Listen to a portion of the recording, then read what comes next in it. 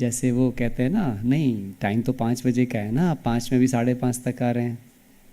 पर हिम्मत है, जो आए हैं उनको मुबारक है, जो नहीं आ पाए हैं उनके लिए शुभ भावनाएं। हाँ, कि वो आते तो अच्छा है। कारण क्या है कि जो भट्टी मैं आपको कराने के लिए अभी बात कर रहा हूँ, ये बहुत सालों का एक्सपीरियंस के बेस पे निकली हुई चीज़ है। मैं इसमें बहुत सारे तर्क बात करूँगा, पर डायरी पेन के साथ आए हो ना? कोई बिना डायरी पेन तो नहीं आया ना? देखो, फिर नहीं आए डायरी पेन के साथ। कभी भी मैंने कितनी बार बोला, आप भट्टी में डायरी पेन के साथ आओ।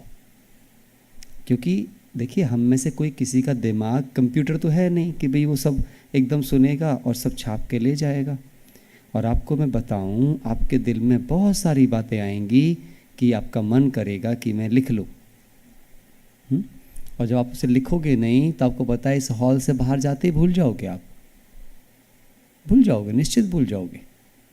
और क्या होता है, जब आप लिख रहे होते हैं तो आप एक्टिव भी रहते हैं। और मैं आपको बताऊँ, मेरा जो भट्टी करने का पैटर्न होता है उसमें मैं कभी भी चुप तो बैठने नहीं देता। मेरा काम ही होता है पहले कराना।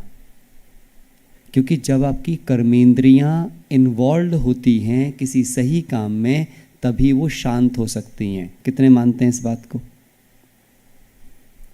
मैंने सुबह भी आपको एग्जाम्पल दिया था, जेल में कैदियों को इसीलिए काम कराया जाता है ताकि जब उनके हाथ पैर बिजी होंगे, थकेंगे, दिमाग थकेगा, तो उनके अंदर क्या आएगी?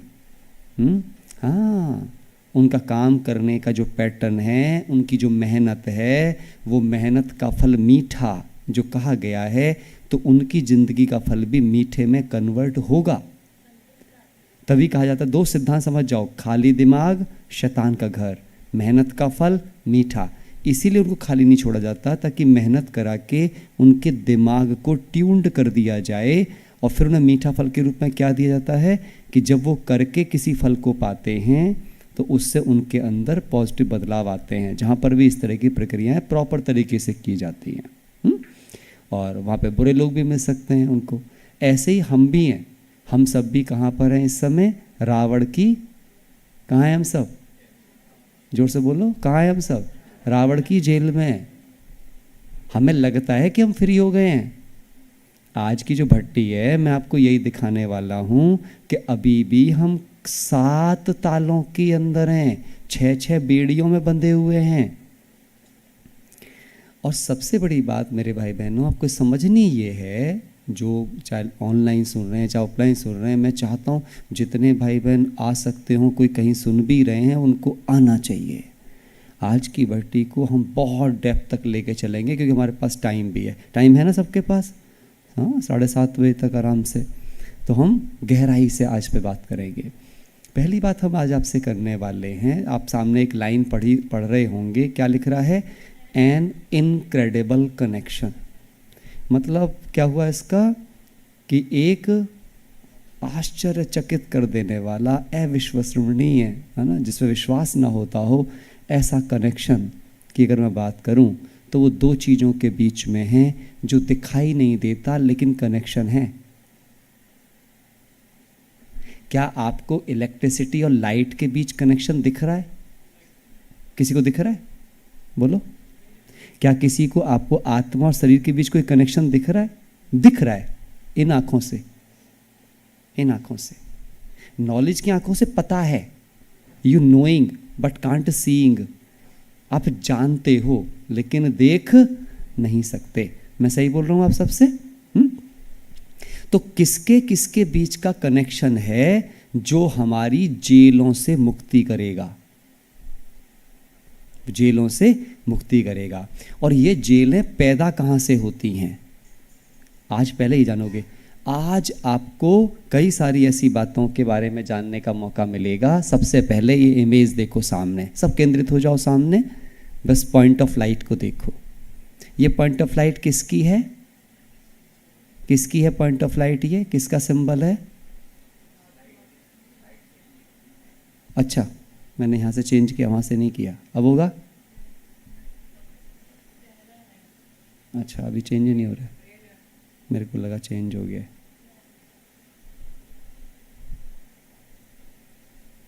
चेंज हुआ?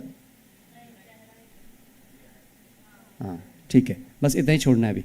पॉइंट ऑफ लाइट दिख रहा है आपको सबको? कौन है ये? कौन है ये? जोर से बोलो। परमात्मा। मुझ में और बाबा में कोई फर्क है? तो कौन हूं ये? हाँ ये बोलो, मैं हूं। कौन है ये? हाँ पक्का कर लो, कौन है ये? हाँ ये नहीं हूं मैं। शीशे में जिसे सुबह देखते हो, जिसके फोटो खींचते हैं, वो नहीं हूं मैं। मैं कौन हूं? ये हूं। नेक्स्ट अगर जाएंगे, आगे बढ़ रही है स्लाइड इससे? नहीं, तो कनेक्टिविटी गड़बड़ रहेगी फिर। That is me. और मेरे अंदर जो कनेक्शंस होते हैं, आया? इससे तो आ ही नहीं रहा है। अच्छा इससे आया, उससे आया? अब आया? आ रहा है? अब ये मेरे से आया, उससे आया? हाँ तो अभी दो जगह नहीं चलना चाहिए, मेरे को पता नहीं चलेगा नहीं तो क्या हो रहा है ये। देखो ऐसा होता है, कनेक्शन राइट ना हो, टाइट ना हो, तो क्या होता है? कन्फ्यूजन। इसी कन्फ्यूजन का नाम होता है अनस्टेबिलिटी। हाँ यही भक्ति मार्ग है। हाँ समझ आई बात? यहाँ पे देखते जाओ आप। तो मेरे जो कनेक्शंस हैं, तीसरा आ गया? नहीं, अब आया? चौथा आया? हाँ तो देखो ये गड़बड़ है अब, इसीलिए हमारा सेमिनार हॉल के बजाय वही वाला हॉल अच्छा था। कम से कम स्लाइड तो बढ़ रहा था। चलो आप बढ़ा सकते हो वहाँ से, मैं बढ़ाता जाऊँगा तो फिर आप देख करके बढ़ा देना, है ना? मतलब देख के तो आप कैसे देखोगे, पर मैं बोलता जाऊँगा, नेक्स्ट करूँगा। सो यहाँ पे हमने फैमिली, मेरे कनेक्शंस ये हैं बस। फैमिली है, वर्क है, फ्रेंड्स हैं, समाज है, इसके अलावा नेचर है और गॉड है। मेरे ये 6 ही संबंध हैं, हाँ या ना। आप मेरे से बातचीत करो, हाँ या ना। इस 6 के अलावा कोई संबंध है आपके? सबके सारे संबंध इन 6 में आ रहे हैं, नहीं आ रहे हैं? आपके किसी के भी मन में इनके अलावा कोई संबंध हो तो हाथ उठा के बता दो, मैं तैयार हूँ सुनने के लिए, मैं ऐड कर लूँगा स्लाइड में आज से। लेकिन सच क्या है? इन सब में सब कुछ आ जाता है। मैं आत्मा इन 6 संबंधों में हूँ, और इन 6 संबंधों के आधार पर ही क्या होने वाला है मेरी ज़िंदगी में? मेरे रिश्ते बनने वाले हैं। क्योंकि इन 6 से मेरे जो रिश्ते हैं, तो मेरे रिश्तों की जो क्वालिटी होगी। अच्छा हमें योग करना क्यों ज़रूरी है?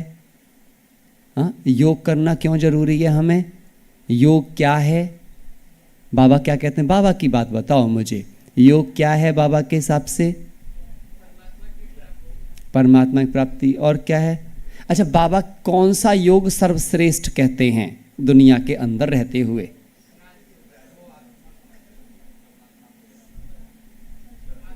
सर्व संबंधों का योग। तू ही माता है, तू ही पिता है, तू ही बंधु है, तू ही सखा है।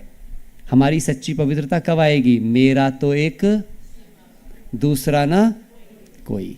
अच्छा अब अगर मुझे रिश्ते सारे बाबा से निभाने हों, तो पहले मुझे ये तो समझना पड़ेगा कि रिश्ते बनते बिगड़ते कैसे हैं, हाँ या ना? क्या कहोगे आप सब? देखो हाँ ना करोगे तो मैं आगे बढ़ूंगा, नहीं तो मैं भी चुप हो जाऊंगा। मेरे को जवाब चाहिए। अभी मैं आपको क्लास में, मेरे को आंसर चाहिए। क्या कहेंगे? रिश्ते बनाने का पैटर्न पता होगा तभी तो मैं रिश्ते एक जगह से हटा के दूसरी जगह बना पाऊंगा, हाँ या ना? हाँ। तो रिश्तों का आधार क्या होता है? किसी भी रिश्ते का आधार क्या होता है? हाँ पीछे बढ़ा दिया क्या? हाँ नहीं। तो रिश्तों का आधार क्या है? अभी बढ़ाइए स्लाइड को आगे। हाँ रिलेशनशिप। मैं जो बोलता जाऊँ उतनी स्लाइड बढ़ाना ना। रिलेशनशिप, रिलेशनशिप का बेस क्या होता है? जिससे सारे रिश्ते बनते भी हैं और जिससे सारे रिश्ते टूटते भी हैं। विश्वास और व्यवहार, और इसे कहते हैं कम्युनिकेशन। क्या कहते हैं? कम्युनिकेशन, बातचीत। हर रिश्ता बातचीत से शुरू होता है और बातचीत से ही उसका नाश होता है। आप देख लो जितने भी जीवन टूटे हैं, बातचीत का आधार क्या होता है? तो बातचीत का आधार होती हैं, नेक्स्ट बढ़ा देंगे साइड में, भावनाएं, फीलिंग्स। हाँ कि ना? आप देखो, आपकी अच्छी भावना होंगी तो आपके मुख से बोल भी कैसे निकलेंगे?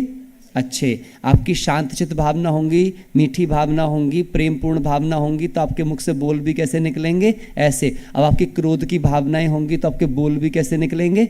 क्रोध वाले। आपकी अच्छी भावनाएं होंगी तो बोल भी कैसे निकलेंगे? अच्छे वाले। आपकी शास्त्र वाली भावनाएं होंगी तो बोल कैसे निकलेंगे? शास्त्र वाले। आपकी माता के रूप की भावनाएं होंगी तो क्या निकलेंगी? माता वाले बोल। आपके पिता वाली भावना होंगी तो कौन से निकलेंगे? पिता वाले बोल। भावना का बड़ा गहरा रिश्ता किससे होता है? बोलों के साथ होता है। समझ आ रही है बात? इसीलिए भगवान को किसका भूखा कहा गया है? किसका भूखा कहा गया है? भाव का भूखा कहा गया है। मैं इसमें ज़्यादा ना जाकर कुछ बातों को आगे लेके जाऊँ, क्योंकि आपकी मेन भट्टी मुझे लेके जाना है ना? आगे बढ़ेंगे तो हमारा जो कम्युनिकेशन है ये 2 प्रकार का होता है। अब ये सब समझना बहुत ध्यान से। एक होता है जो मैं आपसे ये बोल के कम्युनिकेशन कर रहा हूँ, है ना? एक कम्युनिकेशन है जो मेरी बॉडी आपके साथ कर रही है। मेरी बॉडी बोल नहीं रही है लेकिन फिर भी बोल रही है। मैं कैसे मुस्कुराऊंगा, मैं कैसे देखूंगा, मेरे हाव भाव कैसे चलेंगे। आप इससे बहुत कुछ अंदाज़ा लगाते हैं कि नहीं लगाते? मेरी आँखें क्या बोलेंगी, मेरा चेहरा क्या बोलेगा, है ना? मैं मुस्कुराऊंगा तो कैसा क्या फीलिंग आएगी, मैं थोड़ा सा अगर क्रोध में आऊँ या अथॉरिटेटिव हो जाऊँ तो क्या फीलिंग आएगी। बदलती है फीलिंग्स या नहीं? समझ रहे हैं आप मेरी बात? बाबा यही करने आया है।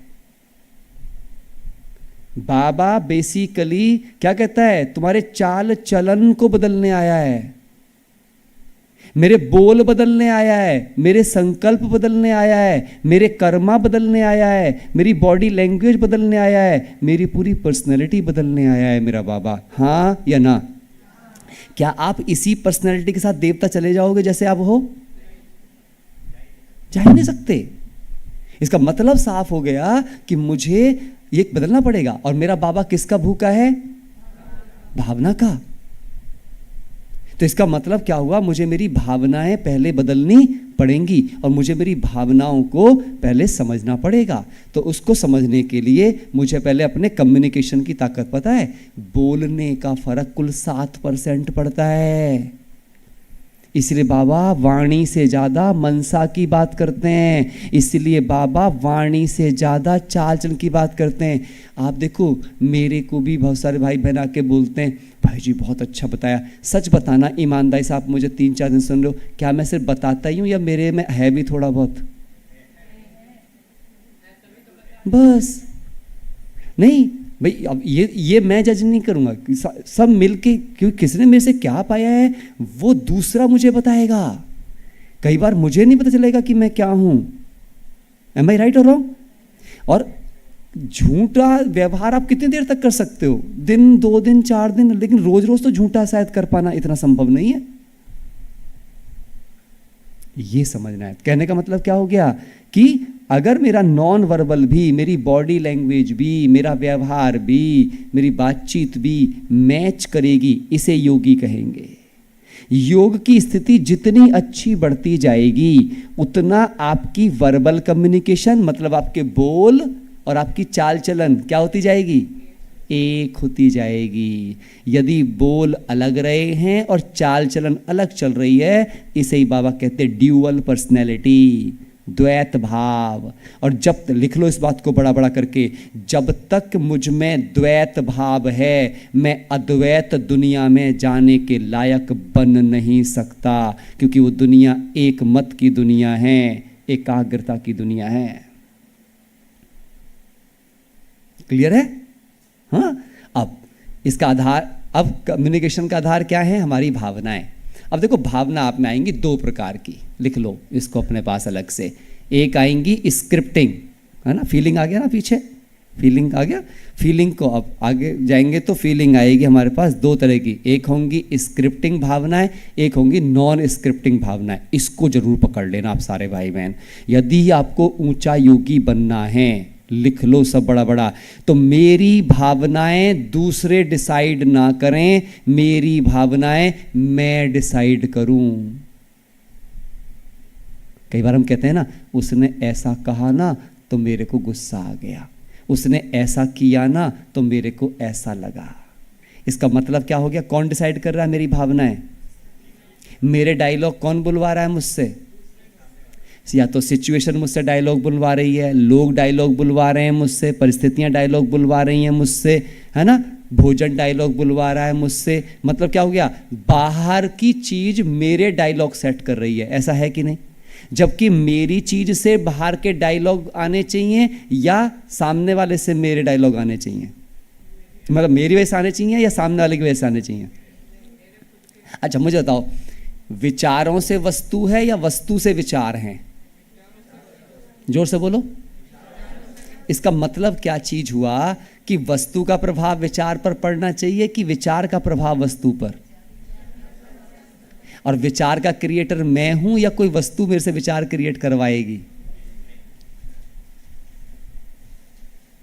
इसीलिए अच्छा, कोई भी, हम सब कौन है इस ड्रामा में? जोर से बोलो, हम सब कौन है? एक्टर हैं। अच्छा, अब एक्टर कोई देखा आपने जो बिना स्क्रिप्ट के एक्टिंग करता हो, उसे स्क्रिप्ट ना मिली हो, डायलॉग बोलना शुरू कर देता हो? कोई देखा आज तक आपने? लेकिन हम सारे गलती क्या करते हैं? बिना स्क्रिप्ट के ही सुबह उठते हैं, अगर वो चिल्लाया तो मैं भी चिल्ला दिया। जबकि आप मुझे बताओ, कोई चिल्लाया तो बदले में मुझे क्या करना था? आप बताओ, आग पानी से बुझती है या तेल से? समझ नहीं है।